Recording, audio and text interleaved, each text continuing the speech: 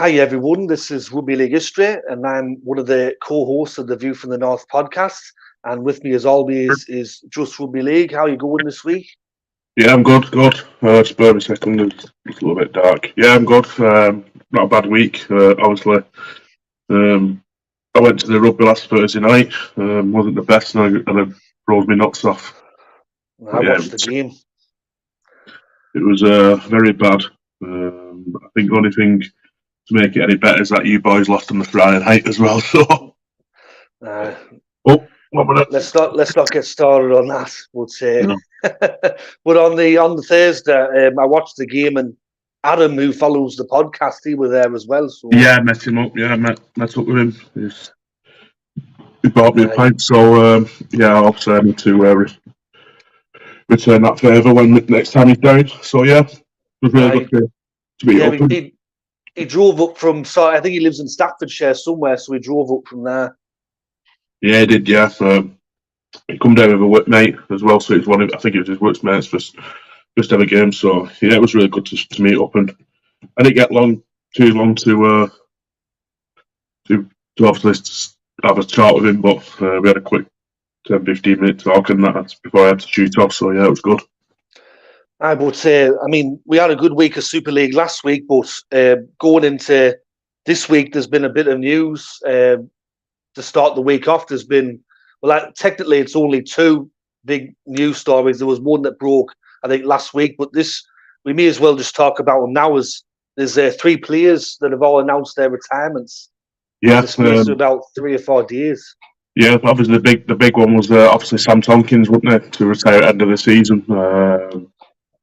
As much as you know, I mean, there's a lot of other teams say they don't like him and that, but in his prime, there weren't anybody better in the league, was there? When he was obviously before he went to New Zealand, both the Warriors, I think he was one of the best. He was the best player in Super League by a mile, and any team would have been lucky to have him in their team. So yeah, it's a bit of I saw. I was looking at some of his stats before the video started, and as of the recording of this video, he's played 332 matches in total, 210 tries. He's had 2 spells at Wigan, New Zealand. Now he's at Catalan. He's played 33 tests for England, 21 tries, 2 Man of Steels, 3 Super League championships, and 2 Challenge Cups. I was just about to say about that. He's had 2 Man of Steels, and you know, I mean, they don't come around very often for you to do this. So, and you know, the other honours he's had, you know, he's had some massive honours in Super League. Obviously, the Challenge Cup wins and the Grand Final wins as well. So yeah, what a servant to the game he's been, and obviously he's been England captain for the last couple of years. Guided England to a final last year, which we should have really got to the final last year, shouldn't we? Yeah, thanks, Callum. Thank you, Callum Watkins. But but looking back at his career, it's really interesting because when he did he was on Sky Sports about 2 weeks ago. He said, "I was actually a Warrington supporter growing up." He was. It actually obviously born down in Milton Keynes, I think it was. Before moving up to here, I think he moved to like Charlie Way. He played for Charlie Panthers there. Yeah, then he moved over to St Pat's then, because obviously they wanted to play a bit better standard rugby. So yeah, it's what a servant to rugby league has been. Super League, it's been a massive servant to him. And what he's done for the game in France as well. Obviously, he won a Man of Steel there, didn't he, as well? He did, guided them to a grand final as well. So in that season, do you think when he looks back at his career that he'll regret about what happened in the NRL? Because yeah, definitely. I think it was, for me, I think it was the wrong team he went to. What do you reckon, Dean? Do you think the Warriors was the wrong team for him? I think possibly because they haven't won a premiership and because they've underachieved. There's that added pressure, and especially with his reputation going over there. I think if he would have done like what, I mean, I know he was injured all the time, but Ryan Hawley went to East. Yeah, he went to an established team where there's not I guess, so much media pressure saying, "Oh, you haven't won a premiership in X amount of years," and that type of stuff. Do you think if he'd gone to any sort of Sydney team, would you? Do you think he'd have been all right there? So he's obviously you've got your Souths, your Parramatters, and your teams like that. Do you think he'd have? He would have been in the fishbowl of because if you've ever been to Sydney or like if you know about the media there, especially the Sydney clubs, they constantly follow you everywhere. The media, they're always. If you go to a cafe, there's someone taking a picture of you.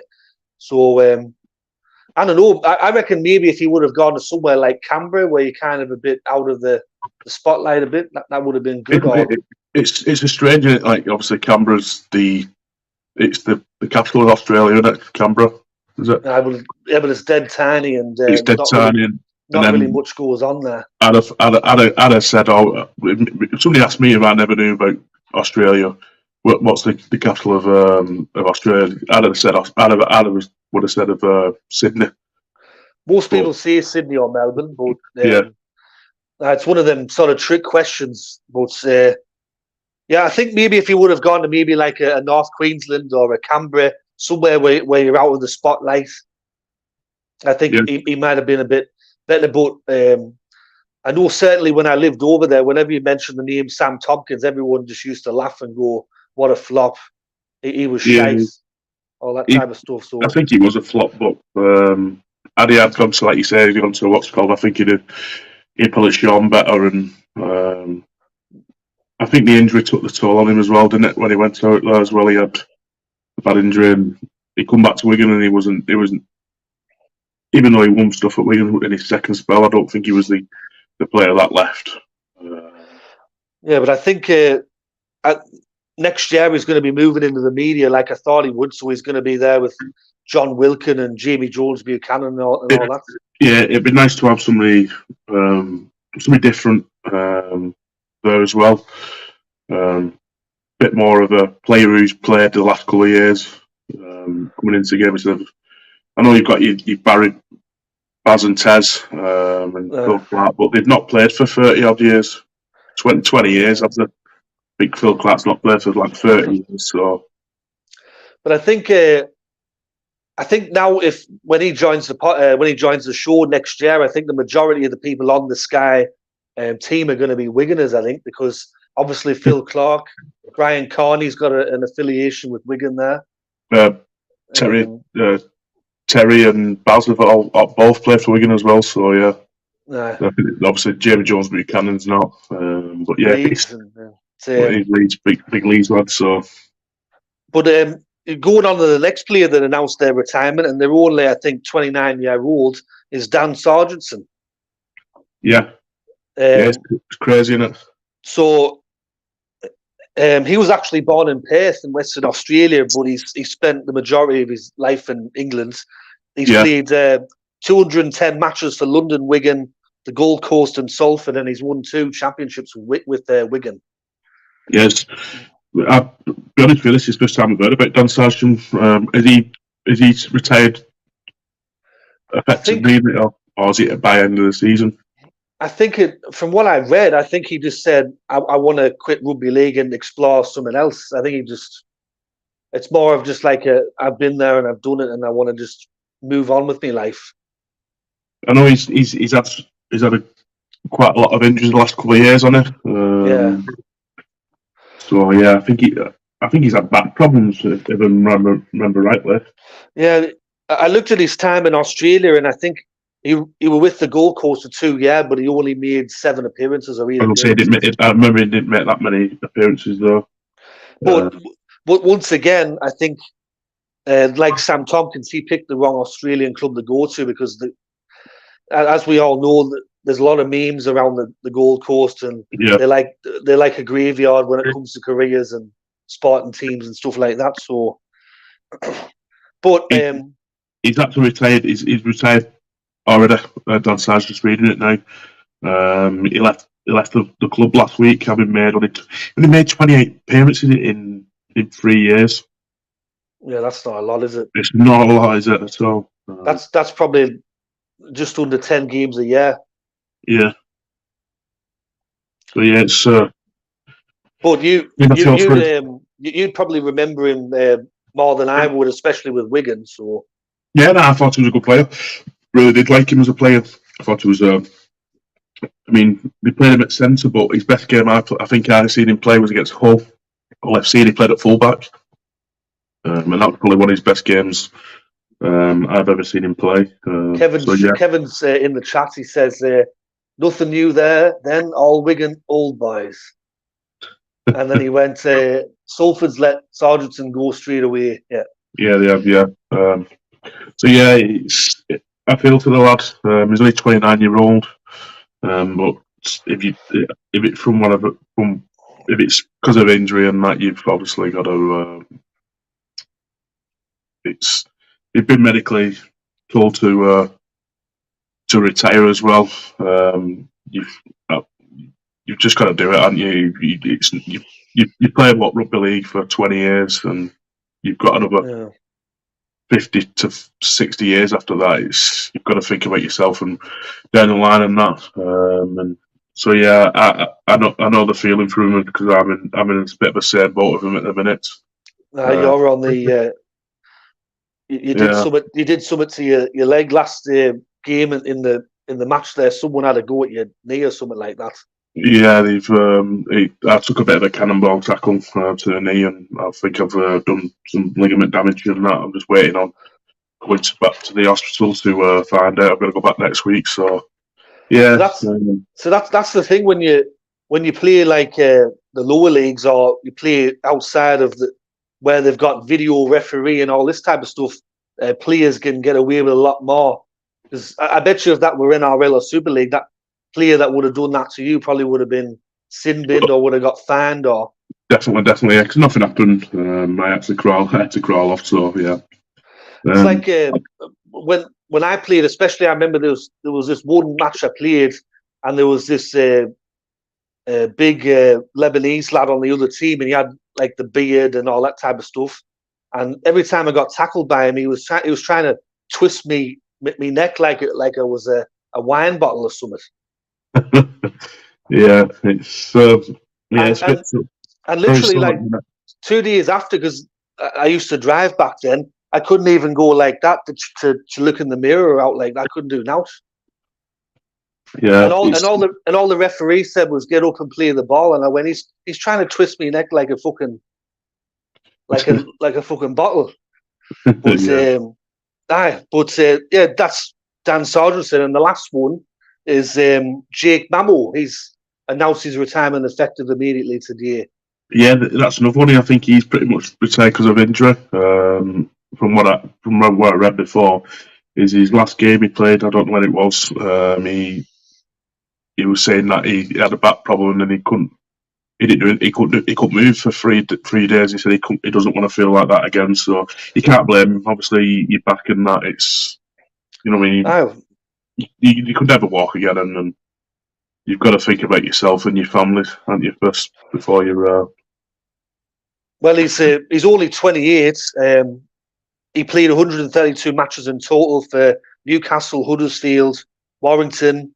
He had a short loan spell at Widnes, and then he obviously Castleford.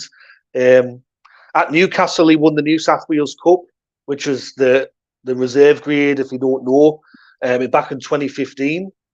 And I remember in that state championship final against, I think it were Ipswich, he got into a big punch up there with one of the Ipswich players. But I know when he went to Castleford, the Castleford fans seemed to have a very high opinion of him because they all said last year he was going to win the Man of Steel award. But I do remember him probably most at Warrington and Newcastle. I think I remember his final game at Warrington. He was used on the bench for pretty much the entire match by Steve Price, and then after the game, that were in the finals, and after the game was pretty much gone, then Steve Price put him out there. Yeah.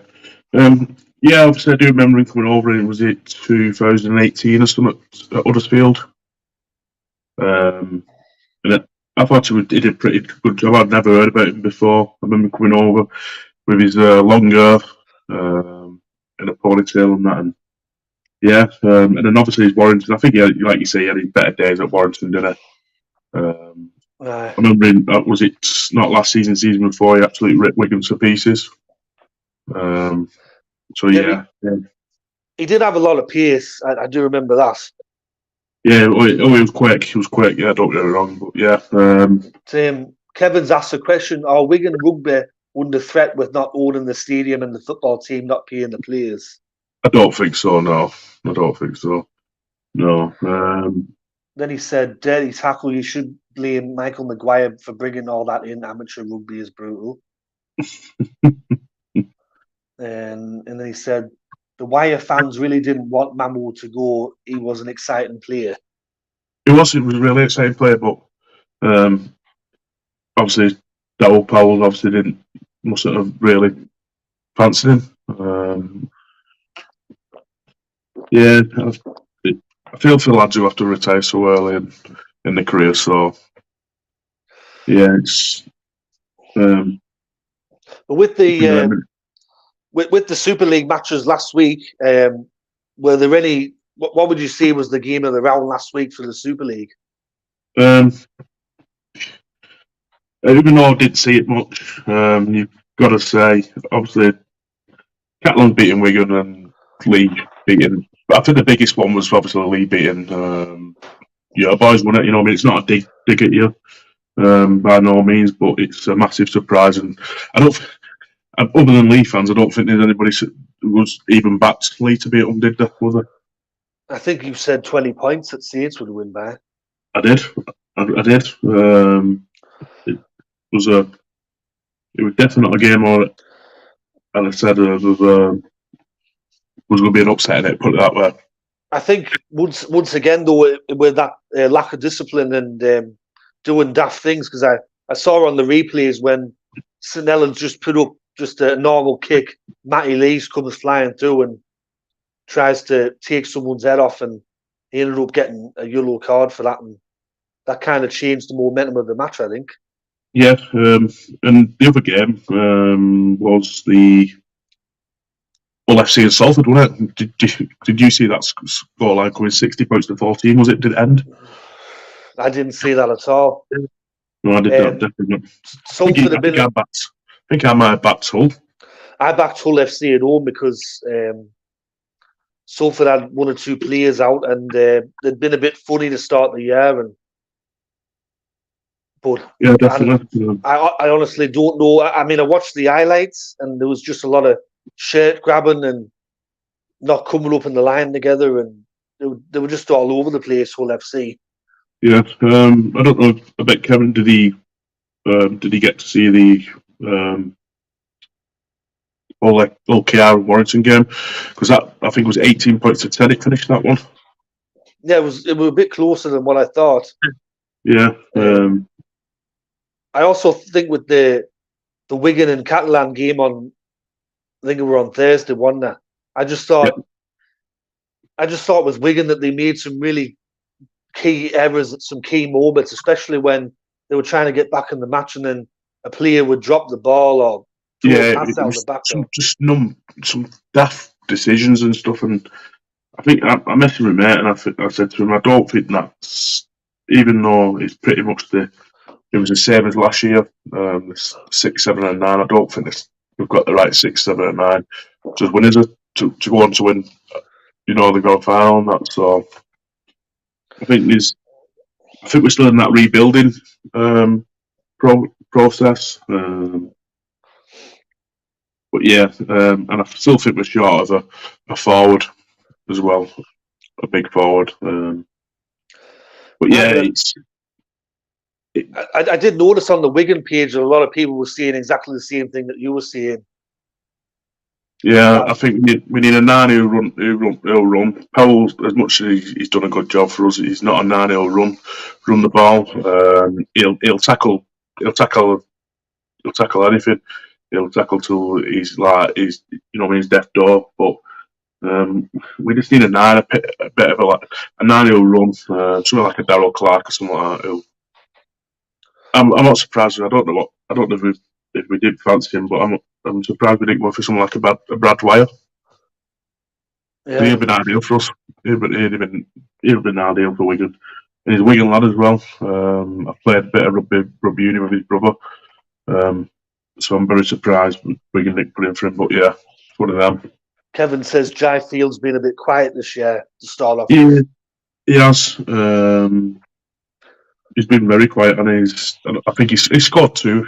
Bevan French as well, he could be in for him, but the ball's not going out to his side. But it's going out to Liam Marshall's side. And you know what I mean? I noticed, it's because of his size, but one thing with Bevan French is he's not the type of winger that will get you out of danger, and he won't do like the carries and all that. No, and also, but then he's one of them. He's one of them wingers who you don't want to give him space, do you? Because if you give him space, he's gone. But I've also noticed that he used to do this at Parramatta. That as soon as he gets tackled, he just stops and just drops to the ground. He doesn't. He doesn't pump the legs. He doesn't try to fight. He just as soon as he gets touched, he just drops. Yeah, he's trying to get that quick play the ball on it. But there was a few people on the social media that said the key to beating Wigan is if you can keep Fields, Marshall, and French quiet, then they got nothing else. That's what they were saying. That's it. It is, and I think you look at the end of last season where Leeds did it to us twice.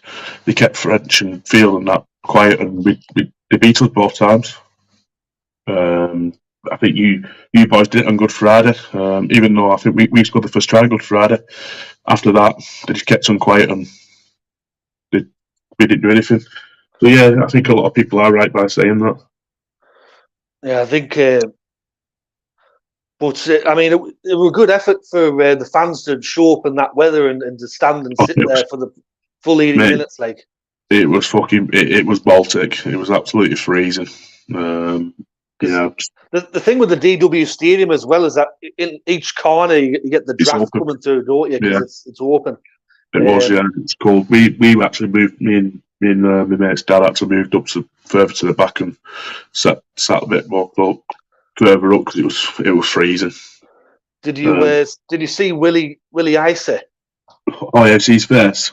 He refused to go off, and then he was trying to hide around because the referee went, "Willie, get it sorted out," and he ducked his head around the scrum like he didn't want to go off. Yeah,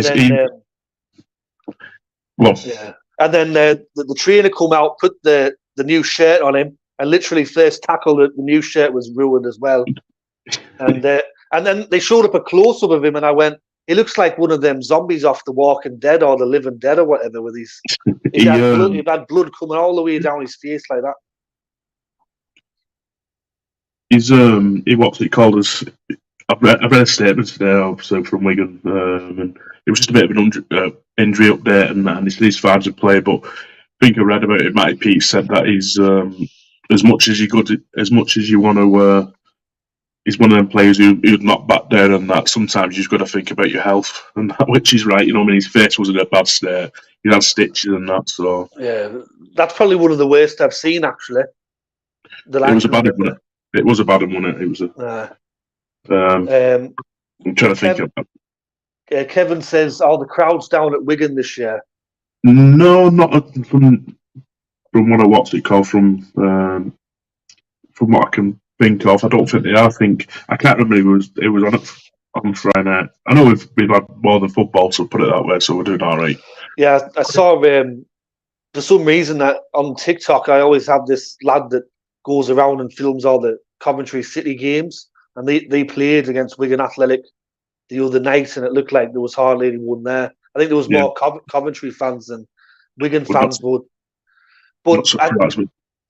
for me, I don't know. It's not like a dig at Wigan, but every time I watch a game at the DW, it's always half empty or 1/3 full. Yeah, it looks like it because I think is it 20,000 seat stadium? 25,000. 25,000. It's like when Hull play as well, and that looks empty, doesn't it? I was going to say about Huddersfield, but that looks empty no matter who they're playing them, man. Yeah, with the with the I think the only time I can remember the last couple of years that I've seen the DW full is for that England against PNG match where it was busy. That was a sellout. That it was. I was there for the England PNG game. I can imagine it's going to be a sellout Good Friday as well. They always sell them games out. In regards to Huddersfield's attendances, it's a football town because when Huddersfield Town are doing well, it's sold out, that stadium, pretty much close to it. Definitely. Kevin says ISA is a grub. I would have to agree. You need them sort of players in your team, though, don't you? Yeah, well, he used to play for Melbourne, so there you have it.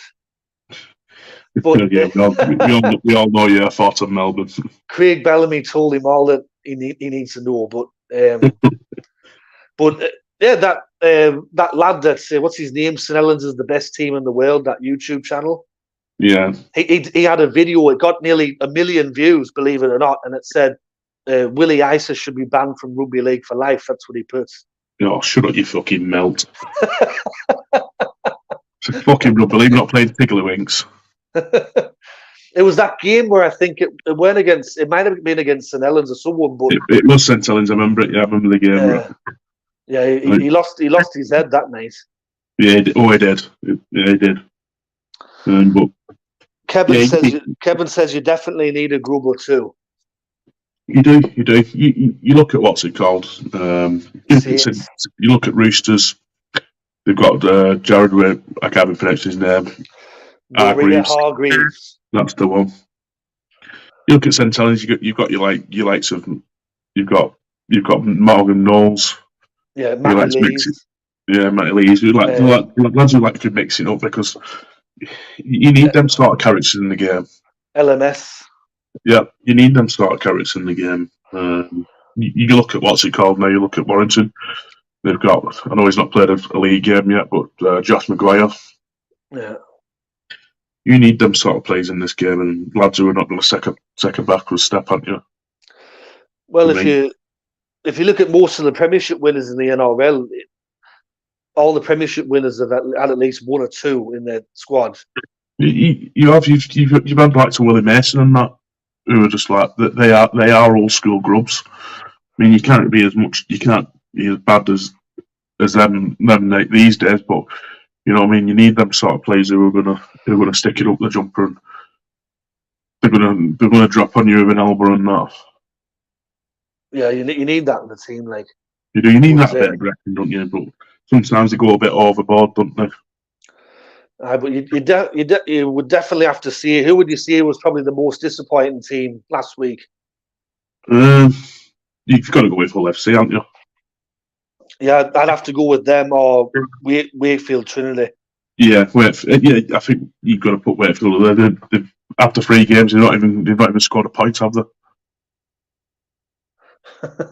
Okay, Kevin's going off in the chat. He said that YouTuber Saints best team in the world.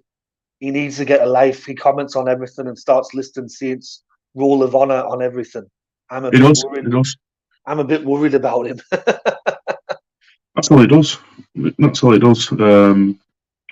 Yeah, I'm just going to, I'm going to have a look at Wakefield. So, and the CEO, the one that got them out of trouble and out of administration, he's announced that he's resigning. Yeah, they have scored points. I thought they'd not scored. Yeah, they've been scoreless the last 3 weeks. Oh yeah, because we're around 5, aren't we? They were nilled by Huddersfield's, and then the other 2 sides as well. Leeds. Yeah, Leeds a weekend. Yeah, you've got to put them up there. The minus 808 points difference, which is very poor. Obviously, them and Castlewood have still yet to win a game. Yeah, I think everyone's already said that Wakefield are going down. Nobody's really given them a chance to stay up this year now. No. Out of the opening 4 games, who's your who do you think? Obviously, there's 2 teams at the top of the league, and they've won both of the opening rounds.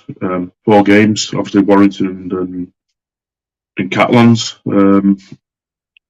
Yeah, definitely them 2, especially Catalan Dragons. They were very impressive Yeah, they're very impressive with 9 players against Wigan, I think. You know what I mean? There was 9 players missing there.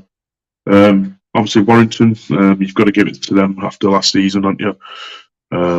And they do look like they will be a force. Like I think I've said this year, I think they'll finish. They'll definitely finish at top 4 for me.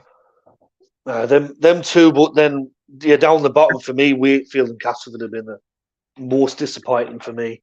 Definitely, yeah, they've been very pissed off. And probably I'd have to throw in St Helens as well, because them 2 games against Leeds and Lee, they really should have won those. Yeah,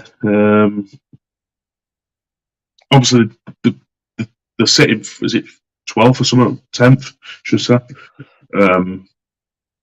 Obviously lost 2 out of the 3 games, but Saints will come. You can't write, like they said, you can't write off the Saints, so they'll come good. I think that's the only thing that's made us look. You know what I mean? The 2 favourites for Super League this year, Wigan and Saints. I think there was a bit Saints were the favourites, and I think Wigan were second favourites. And we've both lost 2 games out of. Well, we've played 4, won 2 and lost 2. And Saints have obviously lost 2 out of what's called. So yeah, it's obviously a bad start for both of us. But I think come back to the season, we'll be up there, won't we, and fighting for honours again. Yeah, it's a long season, and there's lots of twists and turns along the way. So, but yeah, obviously Kevin's going to be happy because obviously the boys have started well. Aye. It's a marathon, though, Kevin. Don't forget that one. They've been giving it to. They've been giving it to St Helens online, like. Yeah, obviously last week it showed that they were obviously a championship a champion team. Losing at half time, was it by 16 points or something, and come back and it could have been a lot more in that game. I think Salford could have got in that half time with 20 plus points, but obviously Warrington came at that second half and blew Salford to bits and took the win in that one. I think was it 28 or 30 points, unanswered points. Yeah, they stormed home in the second half. Yeah, but yeah, I think this. I mean, it's a long time to go. It's a marathon, like I said. It's not a sprint. So, well, if I were a Warrington supporter, I wouldn't feel comfortable until there was probably about 30 seconds left in the grand final, and you're up by 12 points. Because you just it's like with Parramatta. If we were in a grand final and there was like 10 minutes to go and we're up by 18 points, I still wouldn't feel confident. No, yeah, I know how you feel. Yeah. Well, kind of. I mean, I don't really associate Wigan with bottling stuff or choking. They win more than what they lose. Yeah. Let's just put it that way. Yeah. Yeah, it's one of them. Do you think who's been your standout player? Obviously, in the opening rounds. Standout players. Oh. Yeah.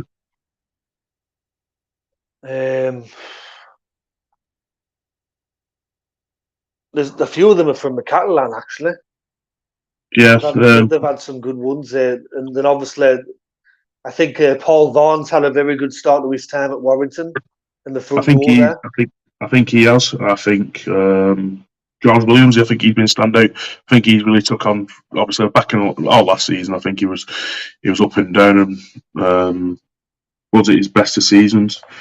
Went and played for England, and tore it to pieces, and he's brought that forward back to Warrington this year. I think having someone like a Josh Drinkwater outside of him, it's been really good. Well, the 2 best short kicking games in Super League, them 2, Williams and Josh Drinkwater. But yeah, well, I think Williams has stood out for me. Like you said, Paul Vaughan as well. He stood out. I think people might say, "Oh, you're a Wiganer, so you will." I think Liam Marshall as well. I think he's top try scorer in Super League as well. You can always rely on him. So yeah,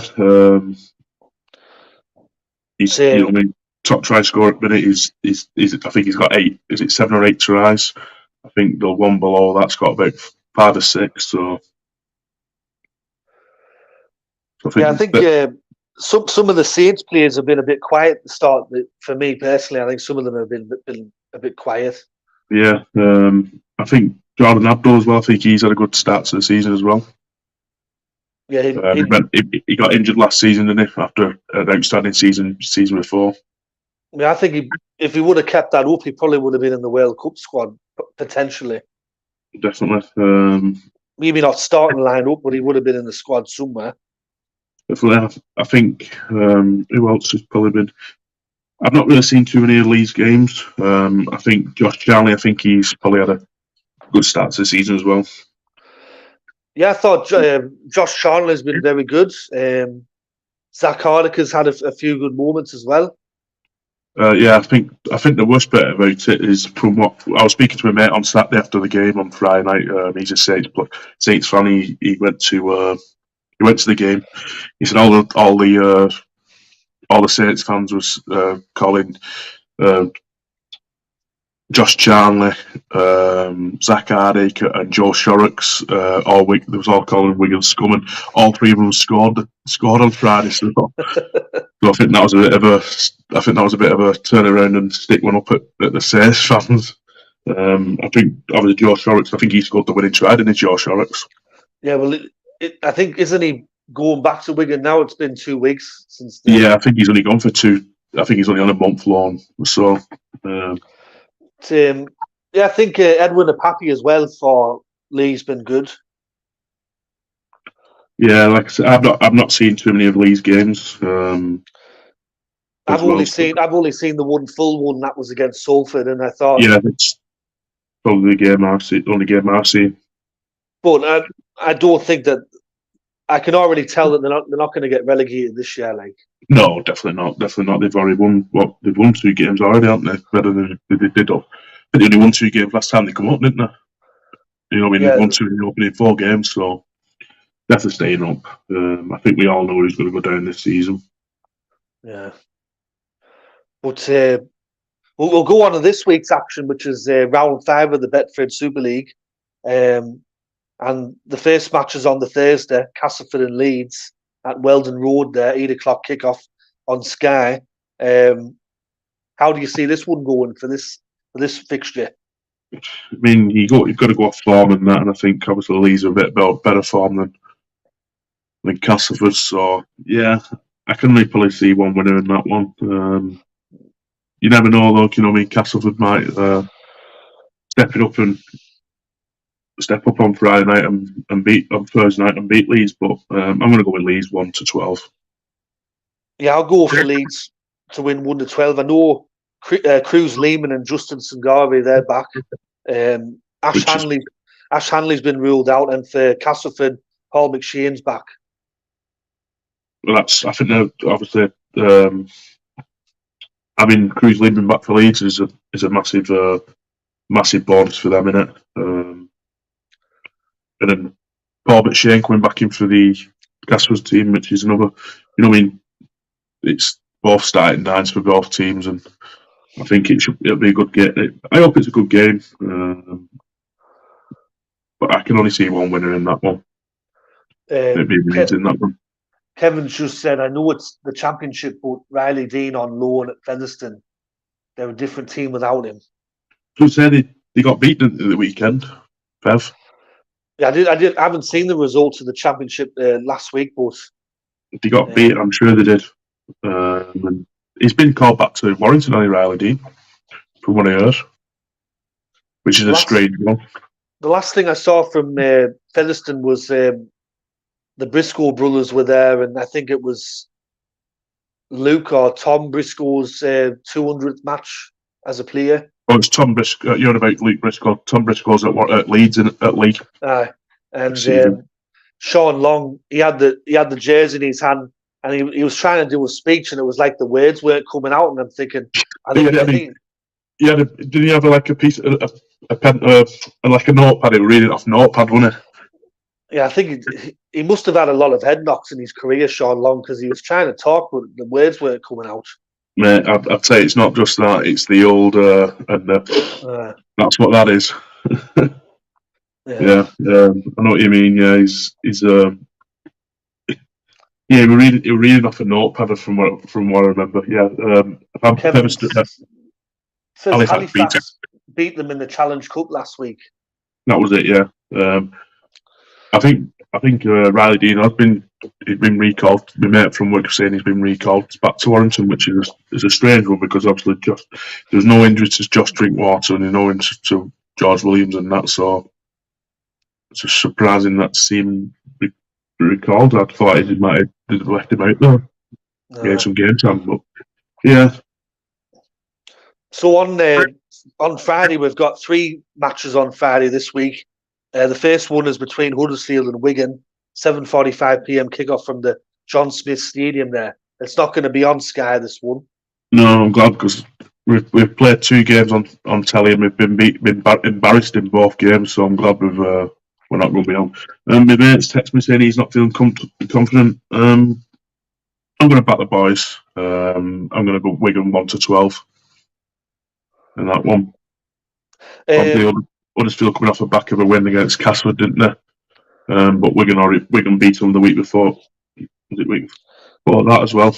So I think I did read that with Huddersfield they've only beaten Wigan 3 times since 2014, and Greenwood and Theo Farge they're in doubt for this match.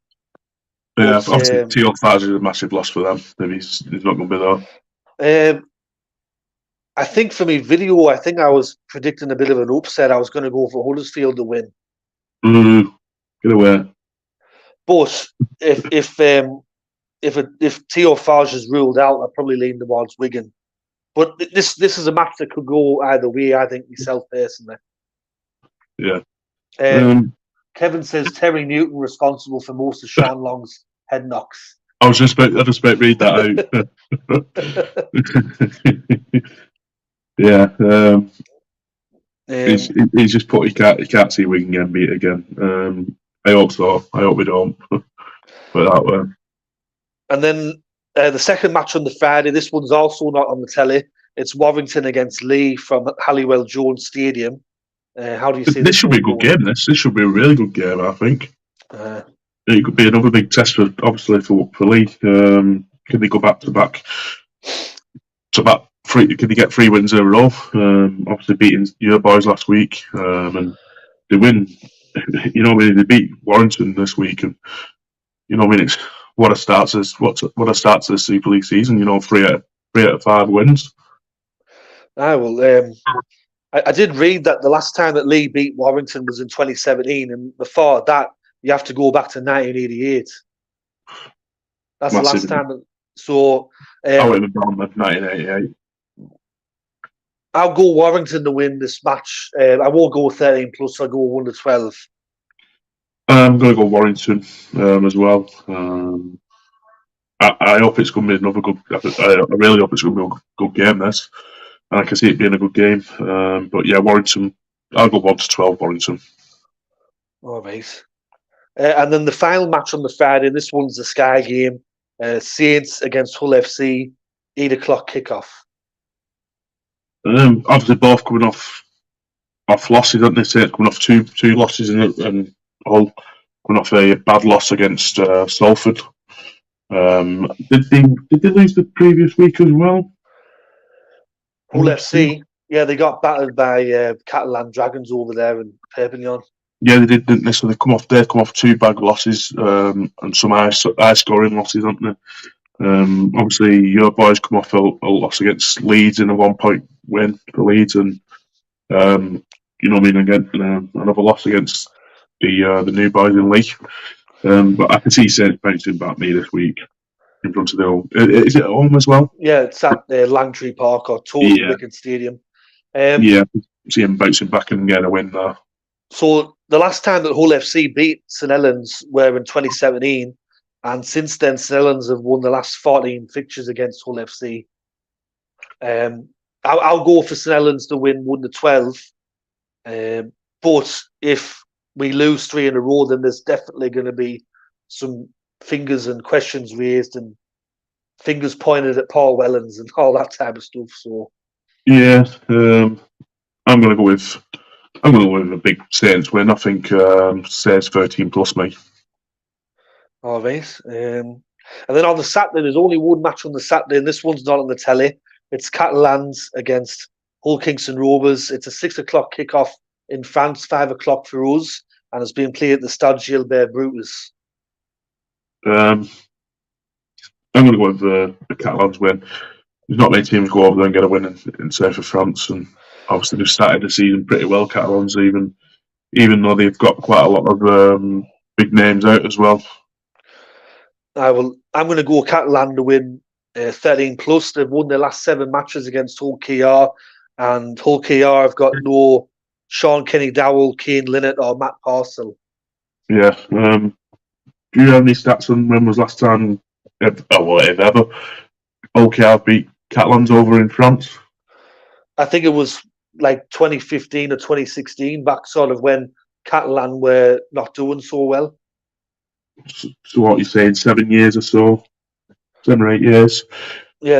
Like that, yeah. I can't see it change any, especially this season. I'm going to go with Catalans. Yeah, I go with Catalans 13 plus. All right, both 13 plus, and then the final match to close out this round is between Salford and Wakefield Trinity. It's a 3 o'clock kickoff. This one's not in the telly. It's being played. It says the Salford Stadium now, but I know it's the AJ Bell Stadium. So yeah. how do you see this one going? I can't see Wakefield getting a win though. Very poor start for them, and I think it's just going to get. I think it's going to get worse, and I think they're going to go the opening 5 rounds without a win. Yeah, I'm going to go for Salford by at least 20 points. Funnily enough, the last time that these two sides met, Salford beat Wakey 74 points to 10, and that's what started that crazy run. Which I was going to say that. Yeah. I was going to say that's when. I was going to say it was in. That's.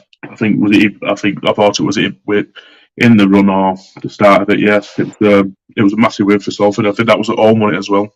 Yeah, and I think as I was looking once, I was a bit curious. I think it's one of the biggest wins in their 150-year history as well for Salford. That win, is it 74-10. So yeah, I'm going to go with Salford 13 plus as well. So just going back, we've both gone for Leeds. Yeah. You're going for Wigan. I'm sort of sat on the fence. I'll probably go Huddersfield. Surprise, Dean. We're both going Warrington. Both Saints, both Catalan, and then. No, you know what? Fuck your Hull FC to beat you boys.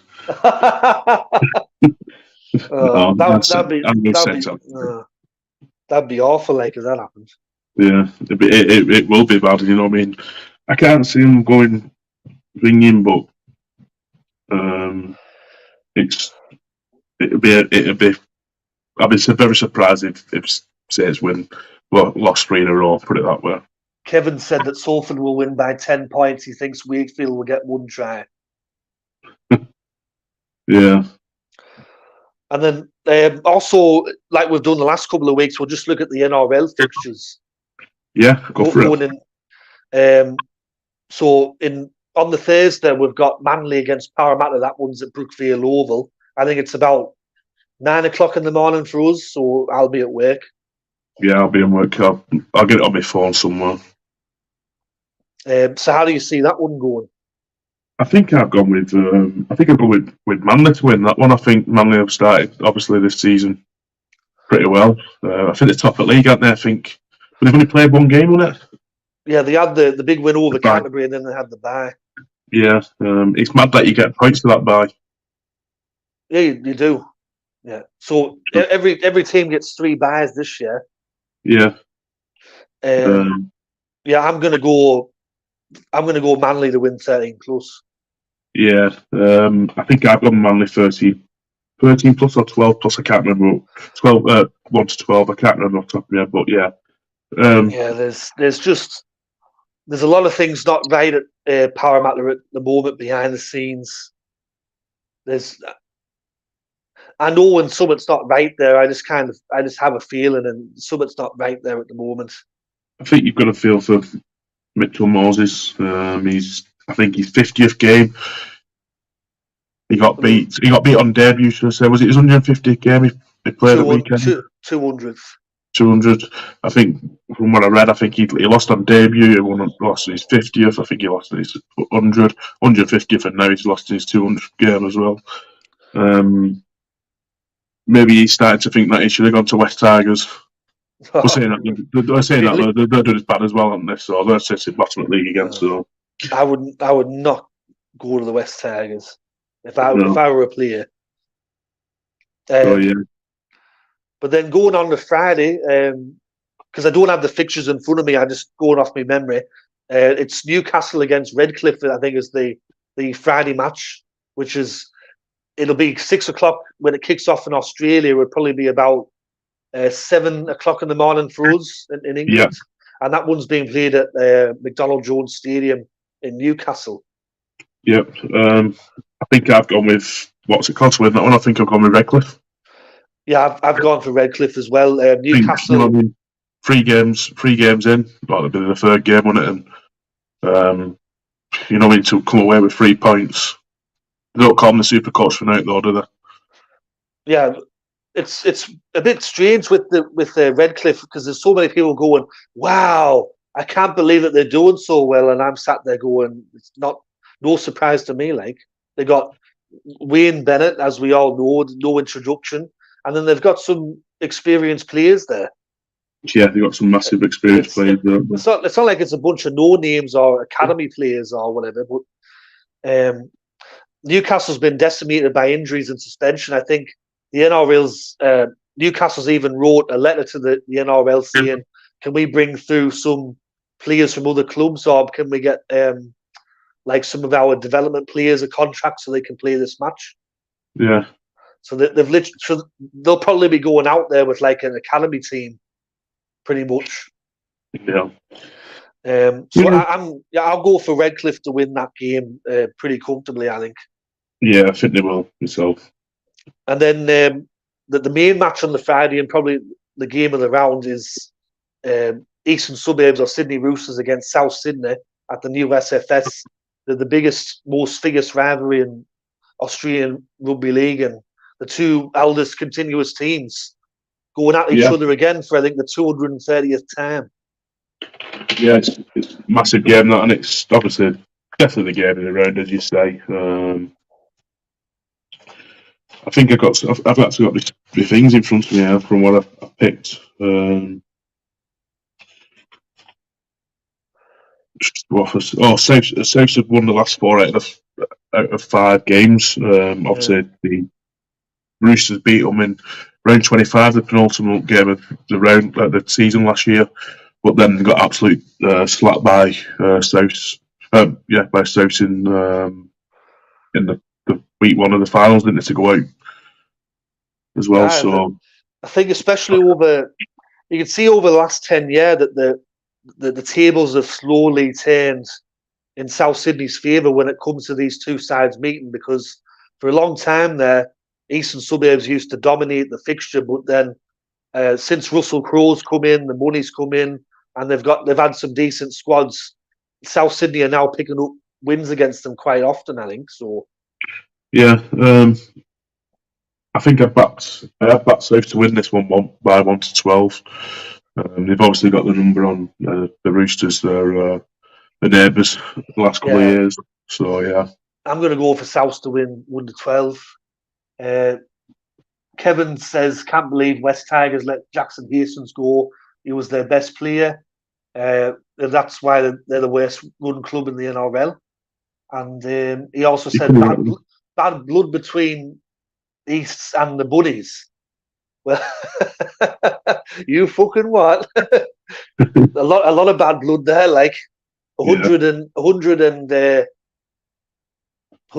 nearly 116 years of bad blood. Yeah.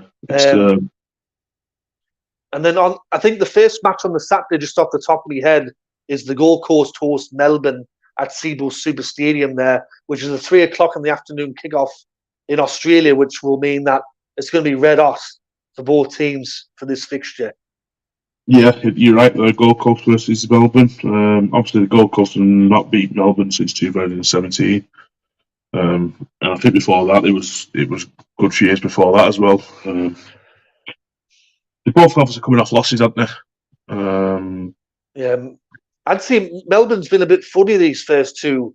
They're making a lot of uncharacteristic errors, and yeah, obviously they beat your boys, didn't they, in a 1 point game? Was it? Oh no, in the golden points.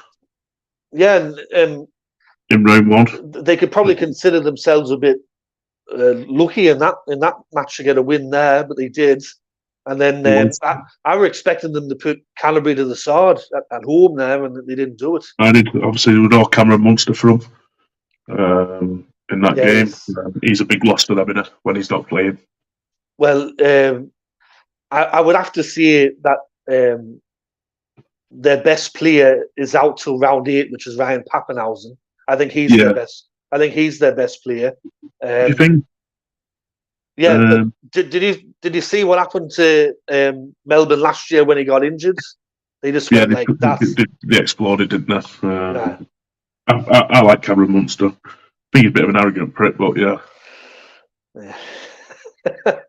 I've got a lot to say about him, but I don't want to get this video taken down. So no, we'll be here all night. We'll be here all night. Saying that though, we could probably do a 24-hour stream. How much you hate Melbourne company? Yes, I definitely could do that.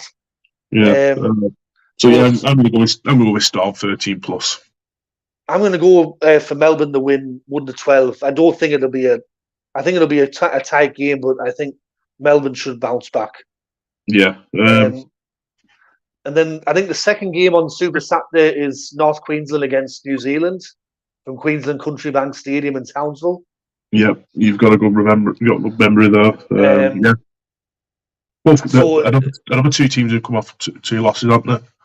Yeah, but it's going to be red hot up there again because, as you know, that most of the matches in Townsville are played at night, and this one's still going to be during the day. So it's going to be particularly hard for the New Zealand lads up there in that heat running around. Yeah, definitely. It's mad because obviously like last season, even though they were massive, weren't they? They had a massive season in the Cowboys last season. They got beaten the first game against New Zealand Warriors. They lost by 1 point, but then in round 23 they went and absolutely battered the Warriors 48 points to 4. Yeah, so I know with North Queensland they're going to be without Scott Drinkwater and Peter Hiku, but I think besides that, pretty much the side that were in the Queensland Derby is going to be there. And I think New Zealand's got one or two players out, like Charles Nickel Klukstad. He's not going to be there. Is Drinkwater missing out from the suspension? Is it through the high tackle he did? I can't remember. He broke Corey Oates' jaw. That was it. Fractured it in a couple of places. So Corey Oates is out for about 8 weeks. They said 2 months or so. Getting on some massive loss to Broncos then. Yeah. So I think Peter he's out for 3 matches and Drinkwater's out for 4. Well, I'm going to go with the Cowboys though. I think the Cowboys will still win this one 1-12. Yeah, I'm going for North Queensland to win 1-12 up there in Townsville. And then I think the final match on Super Saturday is between Brisbane and St George from Suncorp Stadium. Yeah. 7:30 kickoff in Australia, which would probably be about 10:30 for us, or maybe 8:30 in the morning. Yeah, for us, because that will be the Sky Arena match, I think. So yeah, it will be. Obviously, Broncos starting off the season, beating Penrith, and then beating the Queensland, winning in the Queensland Derby against the Cowboys. So if they win on Saturday, I think it's going to be a cracking start for them, considering who they played. They played 2 of the top teams from last season, and then obviously beat St George, who got the first win at the weekend, didn't they? And, was it? No. Yeah, they played against. Yeah, it was their first game. That was their first game, wasn't it? The Gold Coast at Cogra there, and they did well in that game, I thought. But going up to Brisbane's going to be another test, and they have an all right record against Brisbane recently. And there's one person who's been. They've won the last 4 out of 5 games, though. Well, they've won, I think, from what I've put down. There's this lad that's been going on every single YouTube tipping video, and he's been typing Ben Hunt's never lost against Brisbane since he left. Yeah, he's not done it mad, so. So, but still, I'm going to go for Brisbane to win 13 plus for this match. Yeah, I'm going to go with them. I've gone Broncos 1-12 on mine.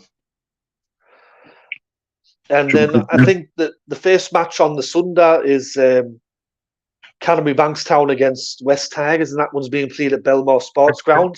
West Tigers' first ever match at Belmore since they merged. So 23 years they've had to wait to play a match at Belmore. Yeah, I've done what I've done with my predictions, but I'm going to back the Bulldogs to win this one. Yeah, I've lost them. Don't know where they are, but yeah, I'm going to go with the Bulldogs. All right there, Liam. All right there, Liam Party. Liam Party says hello. Yeah, I'm going to go for Canterbury to win 1-12. West Tigers had everything in their favour last week at Leichhardt Oval, and they still couldn't get the job done. Yeah, I was about to say that. It was a good gritty performance by Newcastle last week, and still West Tigers still could get the win. But I think John Bateman's has been named in the squad for this week, hasn't he? He's on the extended bench at the moment. So there was like a report for the team list. It said John Bateman might play because he's still acclimatising to the conditions. That's what it said. It's been there for a week. I don't know if that were a piss take or not, because from the media, but that's what it said. Yeah, definitely. I'm going to go for Canterbury to win, and I think weather permitting, if it's played on a nice Sunday afternoon with the sun out, I think it'll be a sellout that game. Yeah, I think I went Bulldogs 13 plus on that one. And then the final game to close out the round three's Canberra against Cronulla, and that one's being played at Bruce Stadium. Yeah. Canberra. What's the game again? Canberra versus who? Cronulla. Yeah, I think I've gone Cronulla on that one. I've gone Cronulla as well, even though Canberra's got a bit of a hoodoo against them recently, I think. Yeah, they have. I think they've won about 4 out of the last 5 games against them. Yeah, and Nico Hines says that he's not going to play in this match. He'll be back for the derby against St George in round 4. Is that in round 4? Yeah, so I think they still have too much from there. Well, I think with Cronulla, the fact that they went to the Western Sydney Stadium, put 30 points on Parramatta, come from 10-0 down, and they didn't even have their best player out there. That's a bit of a statement, I think. Definitely, yeah. And I think it's Trindle's filling in for Hines at the moment. I think he's doing all right. Yeah, but I think definitely this year they'll be back up there again, Cronulla, because a lot of their players that can't get into the Cronulla side, they play for Newtown, the New South Wales Cup, and they had a big win on Friday as well. Newtown. Did they? Yeah, they beat Parramatta 42-12. Yeah. And Josh Mansour plays for Newtown now. Does it? Yeah, so that means that if there's any injuries in the Cronulla squad, he might get a game with Cronulla. I didn't know he got over there, mate. I thought he was at South still. Yeah, he got released from South, and then he said that he had a couple of offers from clubs in the Super League, but because he's got a wife and I think he's got 2 young bairns at the moment, he kind of went, it's probably logistically probably a bit too hard. He could have come play for us and play with his brother, Miski. Yeah, Miski, yeah. But it is a big ask when you got a young family to say, let's go halfway across the other side of the planet. Isn't it? It is. It's not ideal, is it? Especially if they're still in school and that. No, but that's pretty much the show for this week. We've talked about some retirement stuff. We've spoken about the round that happened last week in the Super League and done the tips for this week, and then talked about the NRL. So, is there anything else you want to at Just Rugby League. What's your game you're most looking forward to seeing this weekend? Would you say? Obviously, you've got your boys, haven't you? For the NRL. For Super League, really? For Super League,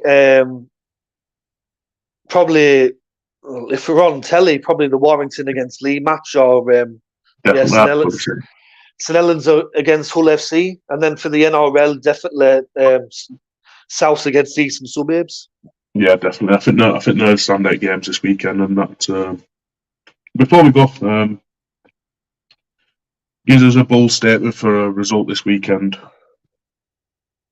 A bold statement. Yeah. Do you think anybody's going to surprise us and get a win? In the Super League,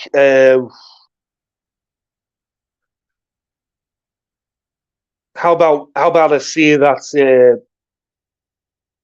Castleford will probably win 13 plus over Leeds. Let's just see that. Right. I'll go with a Hull KR win at Catalans. If it was me. And for an NRL one, Steve? For the NRL ones, a bold, like something far out there. Warriors beating the Cowboys for me. I'd probably see something like the Gold Coast to beat Melbourne 13 plus up there at Seymour Super Stadium. That'd be a massive statement if they do that. Be a bold one, yeah. So definitely that'd be a bold statement, wouldn't it? So that's pretty much the show for us today. So thanks to everyone that's tuned in. We've had a few comments, especially from Kevin. Lots and lots of comments from him. Loves a good chin with that kid, doesn't it? He does. But anyways, we'll catch you next week on the podcast, which will be the same time, 8 o'clock at night for us, or 6 o'clock in the morning for the Australian audience. So thanks for tuning in, and we'll see you all next week. Yep, see you later.